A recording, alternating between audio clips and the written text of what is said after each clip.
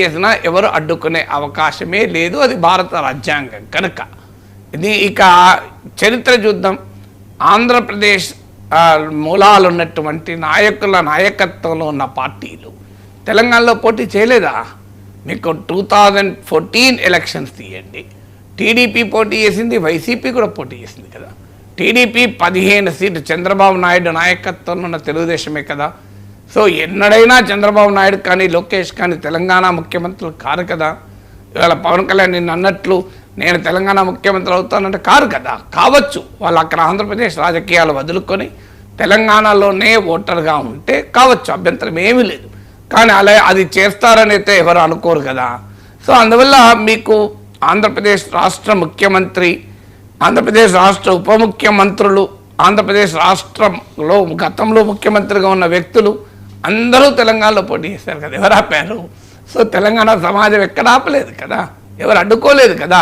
వ్యక్తుల అభిప్రాయాలు ఒక్కొక్క సందర్భంలో వచ్చిన ఆవేశాల నేపథ్యంలో ఎమోషనల్స్గా మాట్లాడడం వేరు, రియాలిటీ వేరు. రియాలిటీ ఏంటి? పోటీ చేసే హక్కు ఉంటుంది, పోటీ చేశారు కూడా కదా. తెలంగాణ ప్రజలే టీడీపీకి 15 సీట్లు ఇచ్చారు కదా 2014లో, 2018లో 2 సీట్లు ఇచ్చారు కదా. తెలంగాణ రాజకీయ పార్టీలు ఈ పార్టీలతో పొత్తులు కూడా పెట్టుకున్నాయి కదా. కాంగ్రెస్ టీడీపీతో పొత్తు పెట్టుకోలేదా 2018లో? అలాగే మీకు బీజేపీ టీడీపీతో పొత్తు పెట్టుకోలేదా 2014లో? అలాగే మీకు జనసేనతో బీజేపీ పొత్తు పెట్టుకోలేదా? మీకు అలాగే మీకు వైసీపీ ఖమ్మంలో ఏకంగా ఒక ఎంపీ 2-3 ఎమ్మెల్యే సీట్లు కూడా గెలుచుకున్నారు కదా. సో అందువల్ల తెలంగాణ సమాజములో ఆంధ్ర మూలాలున్న నాయకుల నాయకత్వంలో పార్టీలు గతంలో పోటీ చేస్తాయి, పోటీ చేసే హక్కు ఉంటుంది ఖచ్చితంగా.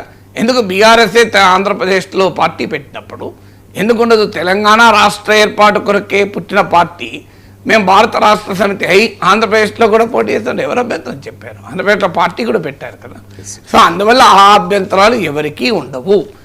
ఉంటాయి అని ఎవరన్నా అనుకుంటే అది చరిత్ర చూస్తే అర్థమైతే లేవు అనటానికి. ఈ 12 ఏళ్లలో ఇన్నిసార్లు పోటీ చేసిన తర్వాత కొత్తగా ఇప్పుడు నిర్ణయం తీసుకునేది లేదు, కొత్తగా ఇప్పుడు ఎవరైనా అభ్యంతరం చెప్పడానికి వీలు లేదు. ఇది మొదటి అంశం. ఇక